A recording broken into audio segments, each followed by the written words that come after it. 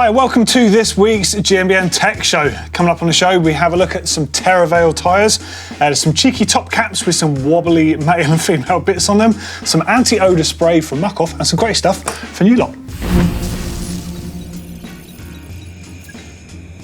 There's not really a topic this week. Well, there is. We're 200 shows old. 200 shows. I can't actually quite get my head around how that's happened.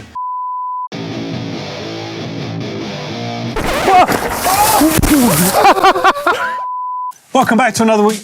What the f***? Welcome back to another weekly GMBN. Seriously, what the f*** is going on with that light? The chain obviously wants to pull the rear derailleur in this order. Any questions? As usual, you know the drill. Hook us up. Hook us up? What does that mean? Them creaking. And click down here.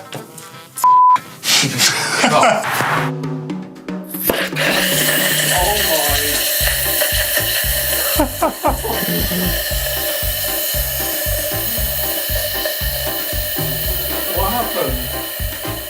And rebound damping your waterproof and breathable jackets for a couple more videos on this sort of stuff. Oh, thanks for that. I'm so sorry, I didn't think about it. No, I was still rolling with that. Oh. You ruined it by talking.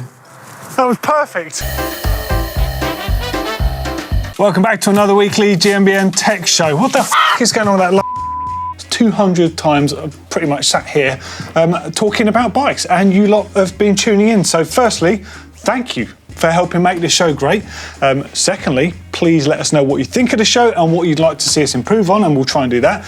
And thirdly, I thought I'd just have a little look back at some of the cool stuff we've done over the last sort of, well, not just the 200 shows, just on the channel, I think, because I was kind of staggered just looking at the numbers on some of the videos and just the sheer volume and sort of style of videos we made. So in no particular order, here are 5 of my favourite videos from over the years on GMBN Tech. So the first one, and it probably won't surprise you actually, was when I went to visit Vibeo tyres in Thailand. Now, what I probably haven't told you is that initially, I didn't want to go on that trip. Now, at the time, we were super busy. It was, I forget if it was just before Christmas or just after, but it was a cold time of year here in the UK. And it was, yeah, it was freezing cold, and we were flat out with making more videos than we could kind of actually get out the door. And someone said, yeah, you're going to Thailand to do a factory tour, the Lion Tyres factory who make Vittoria. And I was like, well, why do we have to go now? Why can't we go another time? They're like, oh, they're doing a big launch for, some other journalists again, but you're going to go and stay on and make this video. So got on the plane over to Thailand. Super cool. Like, I've been to Thailand before, love the place.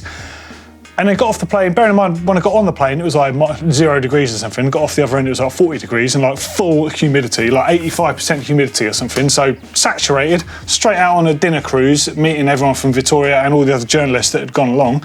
So the next day, we went on essentially it was a factory tour of 3 different locations around Thailand. There's like the rubber facility, the compound facility, all this sort of stuff. Now, whilst the other journalists were kind of just having a tour, I'm having a script, and the cameraman that went with me, he's shooting all the B-roll. And then the journalist basically went home the next day, and we stayed on, had to do the same tour all over again, except presenting everything to camera. And I've got to say, I was absolutely staggered by the factory, the cleanliness of it, the way that it operates, the 4-compound machine they had. I mean, this was before we were using Vibeo tyres, so I didn't really know much about them. I thought they were mostly a road-associated brand, which they were. Vibeo kind of like means victory.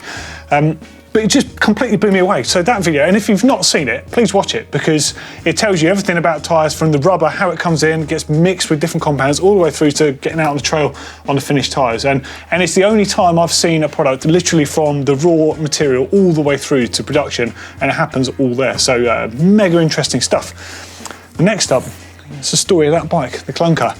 Now, this video, I wrote an intro for it because I knew I was going to go and see the guy that had the bike. I don't want to give too much away about it, but it's a really special bike, and actually I can't believe it's sat here next to me. Like GMBN Tech, we're now the custodians, if you like, of this bike, which technically it's priceless. I've never sat next to anything that's actually priceless before. And you might look at it and think, how's that priceless? It's like a cheap bike. And you're like, well, you can't actually replace anything on it. You know, the frame is from the 1930s. It's like, it's insane, and you can't replace it. So essentially, it's a priceless item, but it's under lock and key here at GMBN Tech, and I'm just absolutely astounded by the entire story of that. If you've not seen it, watch it, because my reaction in the video is real, because I'd written the intro and I scripted the intro, presented it before I went along, and Josh, cameraman, who's filming right now, was with me, and everything I'm talking about in the flesh with Jay, the owner of the bike now, is for real. So watch that. That's just incredible, because that bike arguably is the first commercially sold bike that we know as a mountain bike to leave the States. I think it's an amazing story. The Miles Rockwell Yeti. Now, I've always been a massive fan of the Kamikaze, of Yeti bikes, and Miles Rockwell. And now, at the first lockdown we had, way back, 18 months back, I was struggling for content, because like everyone else in the world, we're suddenly forced to be working from home, and everyone's like, I'm going to do a vlog on something today, how am I going to do this? So I was reaching into my contacts book thinking, right, what can I get from people and get it sent over here? So I had the bike turn up in my front room, and even being lent that bike that's that rare was pretty special, but getting to tell the whole story of the Kamikaze, and I essentially spent a few days sort of going back in time and reading old magazines, getting slides out the loft, just looking at old images and stuff, and researching online, scouring the web, trying to find any information out I could. And it just took me down a bit of a rabbit hole of the old days, and to think that people used to ride bikes like that, at that speed, on tracks like that, is utterly bonkers. And Liam, who did the edit, did a wicked job on it, so check that one out as well. All of these are going to be in the description underneath. If you've not watched them, give them some love, watch them. How to lock your bike in town. This one really surprised me, actually, because it's now the most popular video that we've made on GMBN Tech in terms of views. I don't tend to look at the numbers that much, because we try and make the content that we think people want and people can learn from and benefit from. This one was just another one of those videos. I thought we should make a video on how you should lock your bike in public, the type of lock you should use, where you can get away with locking it. It's had like 1.8 million views. 1.8 million views. I can't even get my head around that. When we have 25 or 30,000 people watch this show every week, I'm still like, but 1.8 million views. It's just, I can't quite believe it. And more to the point, GCN have tried to make the same video, and they couldn't beat it. And lastly was the first XCO World Cup in Stellenbosch. Now, this was a real treat for me. So things have changed, and it is difficult to get to World Cup races with everything else that's been going on. Obviously, the last couple of years has kind of cancelled anything like that anyway. But this one was a World Cup at Stellenbosch in South Africa. Now, the place holds, it's really close to my heart, because I went there on honeymoon as well as a few other places. So getting to go on a work trip, I was like, yeah, count me in, this is amazing. So get on a plane, big old plane flight down to Cape Town. And it's crazy, because the amount of time you spend on the plane, but you're on the same time zone as the UK, so you're a bit strange. Get off and drove to Stellenbosch, and it's just such a beautiful place. But so many cool things happened there, and my love for XC had never gone away, but it really reignited at this race, because getting to see the racers, the best racers on earth, the fastest racers on earth, male and female, just incredible. All riding maximum heart rate, getting to see them 4 or 5 times a lap, because you can be pretty quick on your feet with the way the courses are designed, and seeing them tackle some seriously gnarly terrain. Everyone says that Sam Gay's out sprinted Nino Schurter in that last sprint, but really we all know that he held that into the arena, and if you're leading into that arena, there's not a chance anyone's going to get past you unless you mess up. Nino was close, and he did slip on a rock on that final sprint, but let's face it, Sam managed to hold him off coming into the arena. But I've got to say, Nino Schurter, no offence to anyone, he just showed himself in a different class of racer to everyone else, because he was behind, and Sam ultimately rode a better race, ending up winning. But on that last descent, there was 2 lines coming into this. And the rougher line, the more risky line, was the quick line, but it had severe drops and stuff in it. Stuff that you'd question riding with a saddle fully up on a trail bike, let alone on a cross-country World Cup bike. And seeing Nino risk everything going down there, and he nearly got past Sam. Sam just closed the door on him on a turn. I couldn't quite believe it. I was like, no, Sam's got this, not a chance. And Sam was taking it easy on the other line, preserving himself, ready for the sprint sort of thing. But Nino was incredible at that race. And we also saw loads of cool tech there, including the launch of the new, well, not even the launch, just sort of prototype access electronic tech there, which to me was just mind-blowing to see that out in the flesh finally. But hey, that's just some of my favourite moments here from GMBN Tech. But I'd love to know if any of those are in amongst your favourites, and if not, what is? What have we done that you love? And what would you love us to do? Let us know in those comments. Thank you. Thank you everyone for watching. Okay, so time for some news, and first up, Terravale tyres. Now, I saw these guys, I think probably a couple of years ago at Sea Otter, and I was like, oh, your tyres looking kind of cool. They didn't have that many, but a new tyre brand's kind of welcome. I don't mind seeing new tech, but this is their latest tyre. It's called the Warwick. Now, it comes in a whole variety of different cases and sizes and tan walls and black walls and all sorts of stuff on there. But look at the tread design on this. Now, is it just me, or does this look somewhere between, I'd say, sort of Vittoria Mazza and perhaps the Assegai by Maxxis? It's kind of got elements of both in there, both fine tyres. So on paper, this could be a really good option for many of you. Now, it's a dual compound tread, so you've got firmer rubber on the top, and you've got softer rubber on the shoulders, and there's loads of variation. So there's some shots coming up. Hopefully you can see the tan wall options as well. So they say suitable for cross-country all the way through to enduro thanks to the options on offer. So they've got 60 TPI and 120 TPI options. So the 120, super supple, more lightweight, 60 TPI, slightly heavier duty. So with casing options, there are light and supple, durable and ultra durable, and then you get the options of tan wall and black wall. Black wall comes in all casing options, and tan wall you get in light and durable options, as in the light and supple and durable options, but not in the ultra durable, because of the fact it's a premium lighter weight casing on there. They've got butyl inserts in the sidewalls. The 120 TPI options have also got an extra half layer of 120 TPI casing on the sidewalls for a bit more support. So good against snake bites and pinch punches and stuff, but also just for running at lower pressures. As you can see, a few more shots of them here. They've got staircases on that main tread. So square edge on the back, staircase on the front. So it performs like a ramp at speed, like you see on some of the older tyres like the Minions. And at lower speeds, it gives you two edges. So kind of best of both worlds, arguably. I think they look pretty good. Retail price, though, interestingly, actually before we get there, sizes, so 27.5 inch in 2.5 and 29 inch in 2.3 and 2.5 with the different casing options and the sidewall colour options. But $70 to $90 a piece, US dollars. I haven't got UK or euros on this, but not cheap. So they're aiming themselves at a premium price point. Gotta say, would you commit to spending money on a fairly unknown brand? No offense to Terravale, but compared to some of the bigger brands like Maxxis, they're less of a known entity. Does that put you off, or would you buy into something like this? I think they look really good for the record. So, you know, just interested to know where people are on their brands. Do you stick to the tried and tested, or are you willing to take a chance on something that looks like this, that looks good? Let us know down there. Okay, next up, Muck Off Anti-Odor Spray. No, it's not a deodorant, but this stuff is designed to spray on your clothes. Now, it can make your riding clothes, well, if you want them to, last a bit longer between rides. So this could be good for festivals, could be good for like bike packing, multiple day trips where you're out riding. You just don't have a chance to wash stuff, but it can get a bit funky, can't it? So there is actually some tech in here. So it's got positive silver ions in the actual spray itself, and they're attracted to the negative ions in the bacteria, essentially. And when they're made together, it stops the bacteria becoming smelly. So there's some genuine tech involved in there. Muck Off say it's suitable for use on leather, suede, cotton, polycotton, soft shell, technical fabrics, and synthetics, which, correct me if I'm wrong, that's pretty much all fabrics, whilst providing freshness for up to 10 washes before another spray treatment is needed.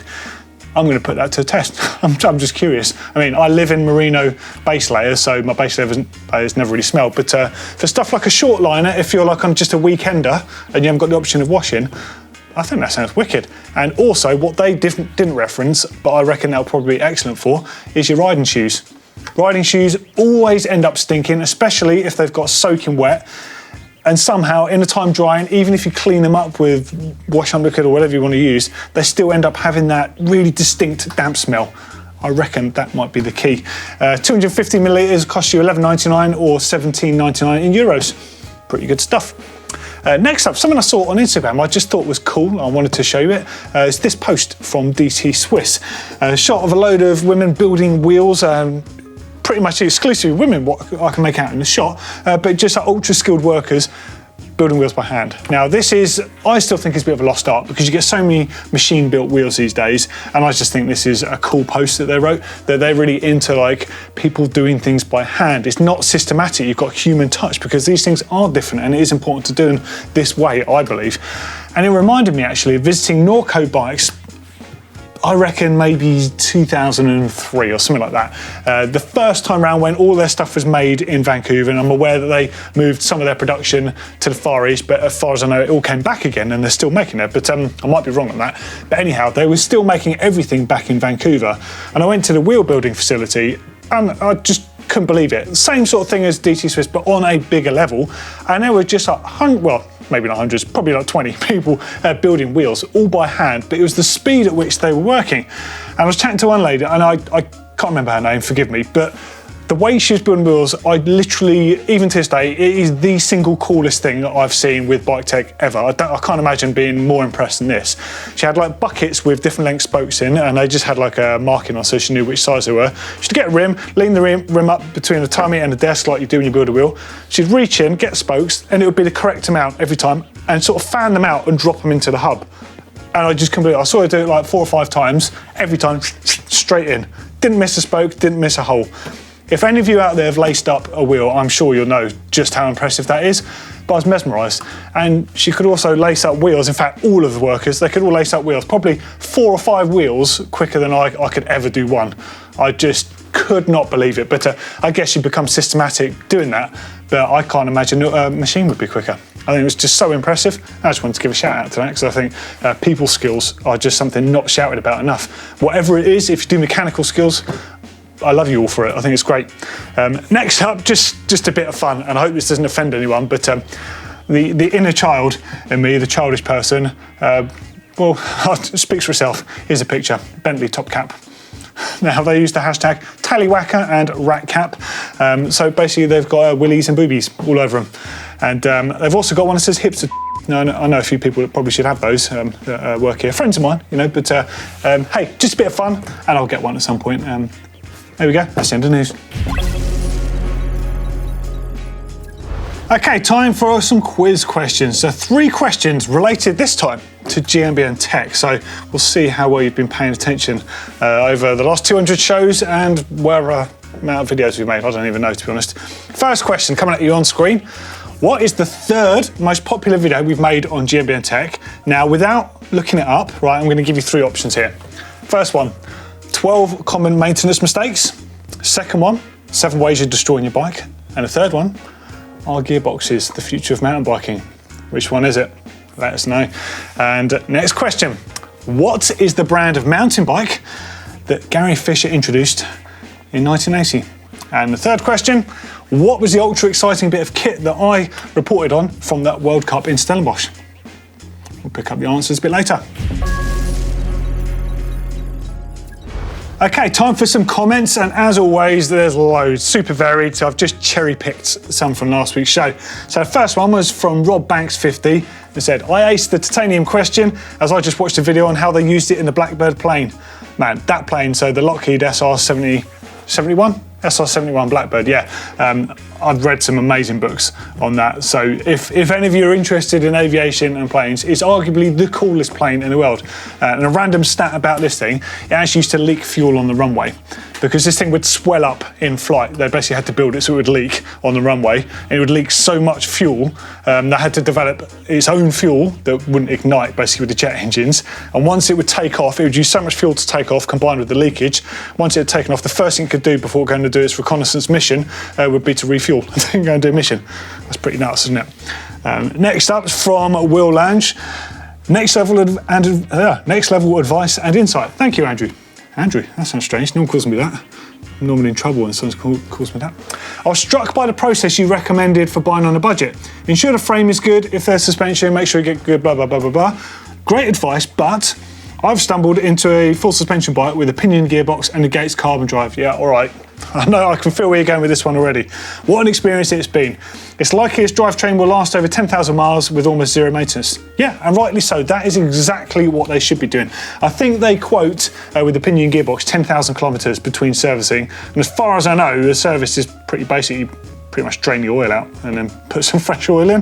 But yeah, astonishing stuff. I mean, that stuff cannot be compared to external transmissions, because external transmissions, as we know, they're subject to the abuse you get, and therefore that stuff becomes a consumable part because it's a matter of time before it wears out, whereas something like a gearbox is a very different thing. But I do have an idea of what to do with the gearbox soon, so I will report back on that.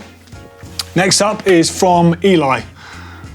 The Sierra in Cerakote is pronounced as Sarah. Is it? I don't think it was. Okay. Learn something new every day. PTEX C811, Wicked Show Dolly, tune in every week without fail. Would love your advice on upping points of engagement in my free hub. Currently running Common Cell Clash ride with formula hubs and standard free hub. Seems to be a fair bit of slack in the system. Does the slack bother you? So yes, you can get hubs with insanely fast pickup, and yeah, they sound incredible and they do feel amazing, but they're not necessarily the best thing. Now, if you've got a full suspension bike, this is to anyone out there, if you've got a full suspension bike that has a lot of chain growth on it, you're going to notice that in the rear hub. I think we'll delve into this a bit on a video soon, but it's not always the best. You know, sometimes you need a bit of delay. Granted, you can have something that has too much delay. So we'll have a look at what is the optimum that you want to get to, and it won't cost you an arm and a leg like it does with some of those crazy fast high engagement hubs. But don't fret about it too much. Next up is from Andres Escobar. What do you think about the clutch on the derailleur with the use of oval rings? I service my friend's bikes and it really burns the grease on Shimano clutches.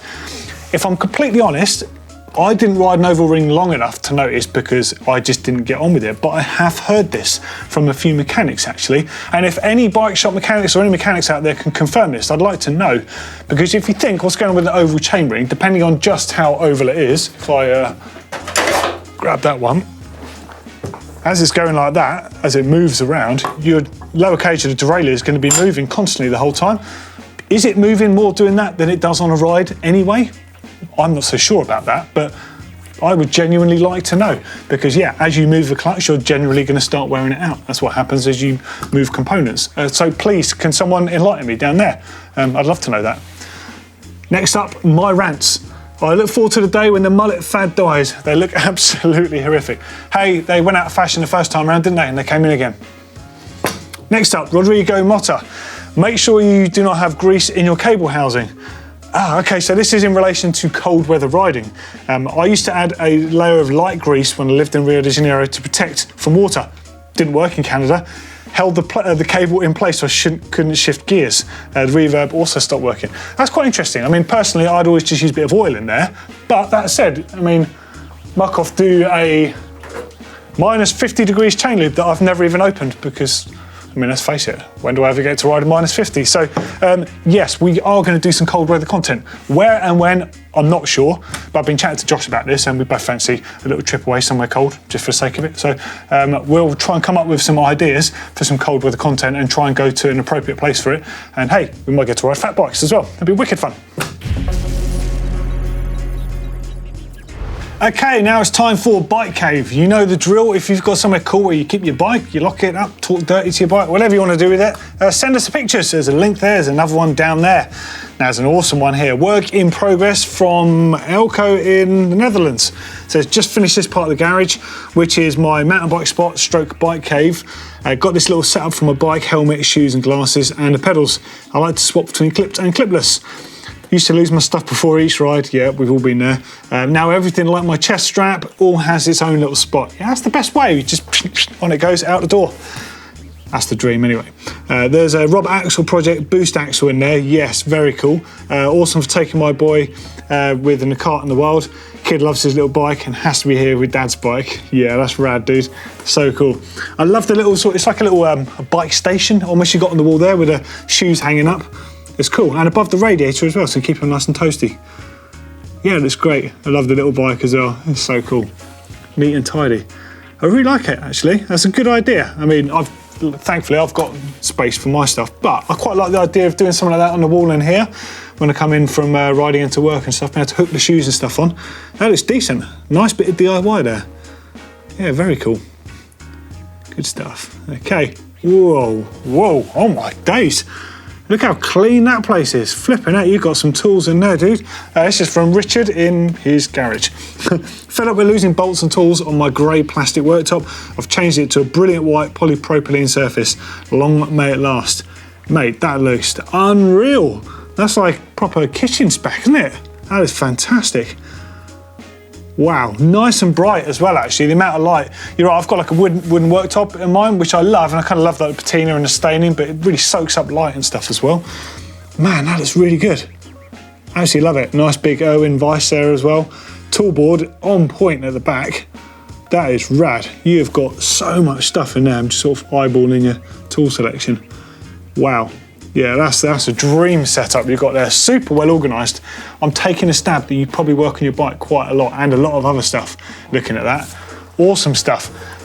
Wow, okay, well, we're out of Bike Cave this week, so let's now roll straight into quiz answers to see how you got on. So, first question was, what is the third most popular video we made on GMBN Tech? And I gave you a list of 3. 12 common maintenance mistakes, 7 ways you're destroying your bike, or are gearboxes the future?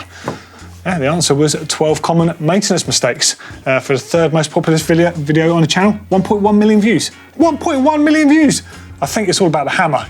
Remember the hammer scene in there? Still makes me laugh thinking about that. Next up, what is the brand of mountain bike that Gary Fisher introduced in 1980? Mountain bikes. Yeah, he coined the phrase mountain bikes. He did it first. Yes, arguably some other people might have made similar things at other times, but he's the guy that really kick-started the industry. Amazing stuff. And the last one, what was the ultra exciting bit of mountain bike tech that I reported on from the Stellenbosch World Cup?